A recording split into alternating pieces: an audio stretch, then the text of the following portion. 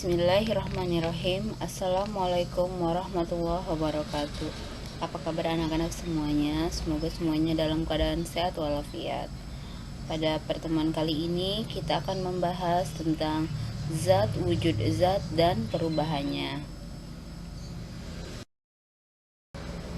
Di dalam peta konsep ini kita akan mempelajari tentang materi, sifat, perubahan, dan klasifikasinya, yang mana nanti akan ada bagian-bagiannya yang akan kita bahas saat lebih detail lagi. Pengertian materi dan zat.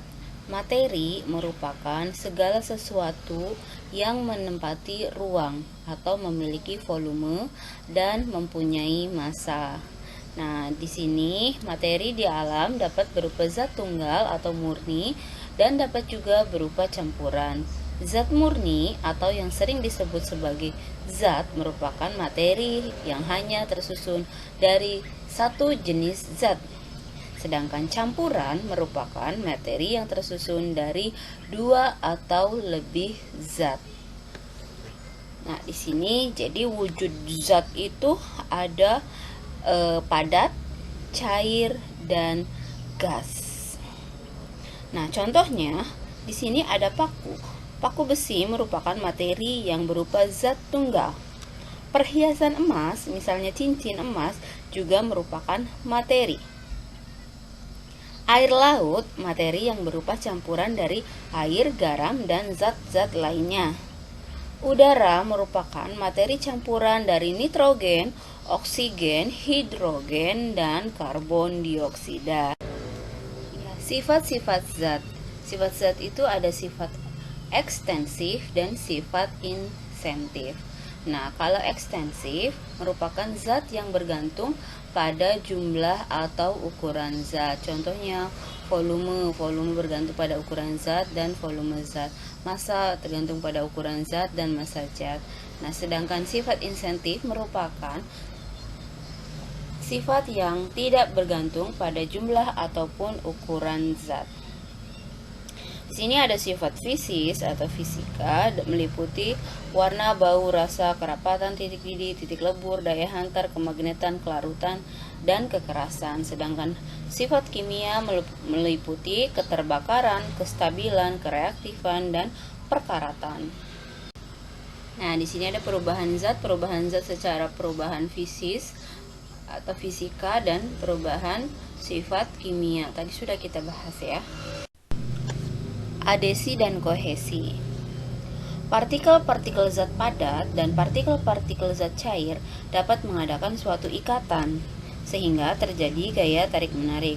Misalnya, cat dapat menempel pada kayu dan besi karena antara partikel-partikel zat dan partikel-partikel kayu atau besi terjadi gaya tarik-menarik. Peristiwa ini disebut dengan adesi.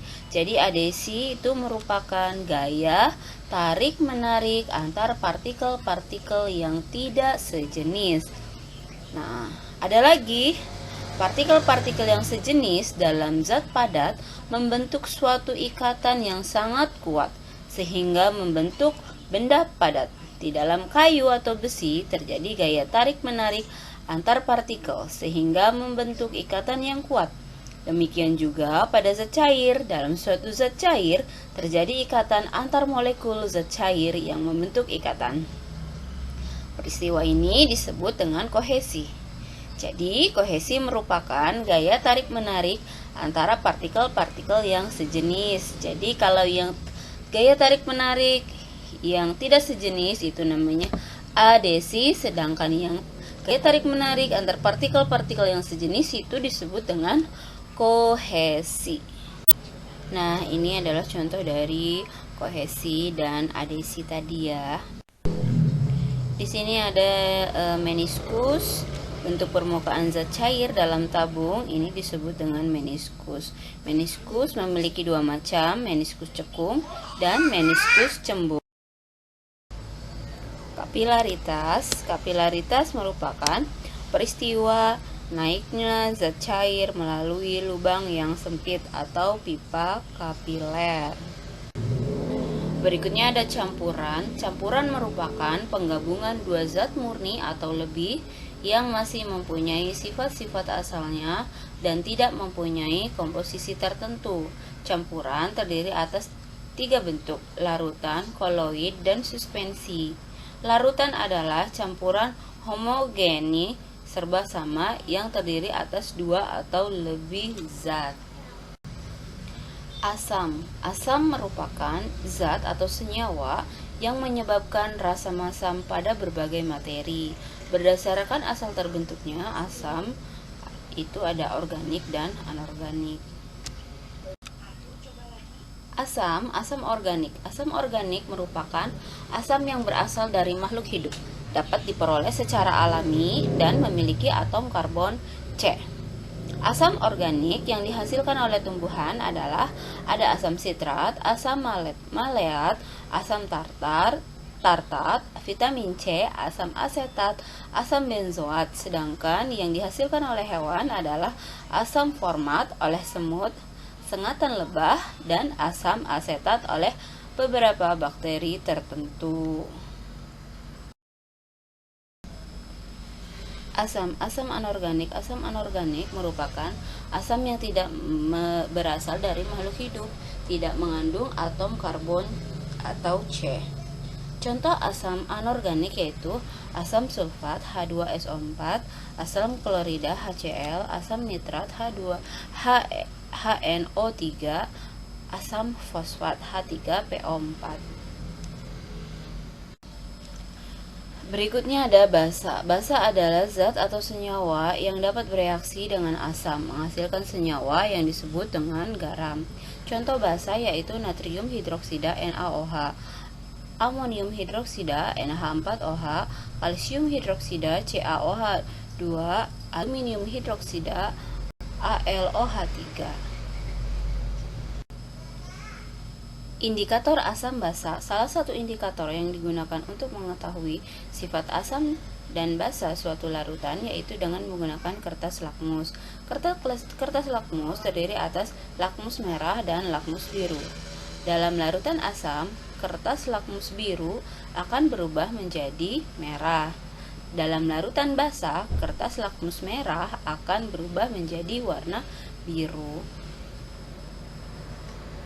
Nah, jika ke dalam suatu larutan dicelupkan kertas lakmus merah dan kertas lakmus biru secara bersamaan, ternyata pada kedua kertas lakmus tersebut tidak terjadi perubahan warna, maka hal ini menunjukkan bahwa larutan tersebut tidak bersifat asam maupun basa.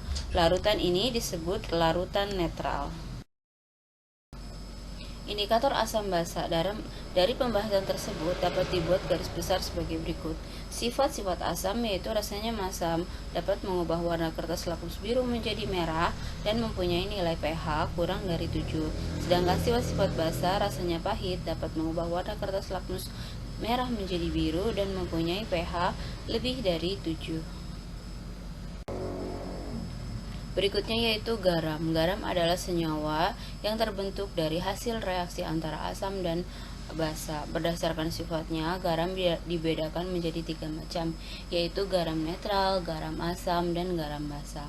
Garam netral merupakan garam yang terbentuk dari basa kuat dengan asam kuat.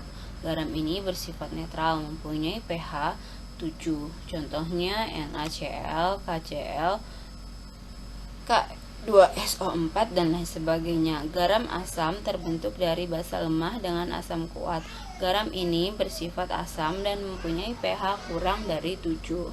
Contohnya NH4NO3, NH4Cl dan lain sebagainya. Garam basa terbentuk dari basa kuat dengan asam lemah. Garam ini bersifat basa dan mempunyai pH lebih dari 7. Contohnya NaCN, NH3CHOO, Na, K2CO3 dan lain sebagainya.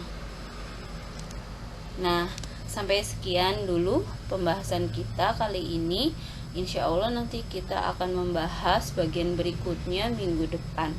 Ya, mudah-mudahan bisa dipahami.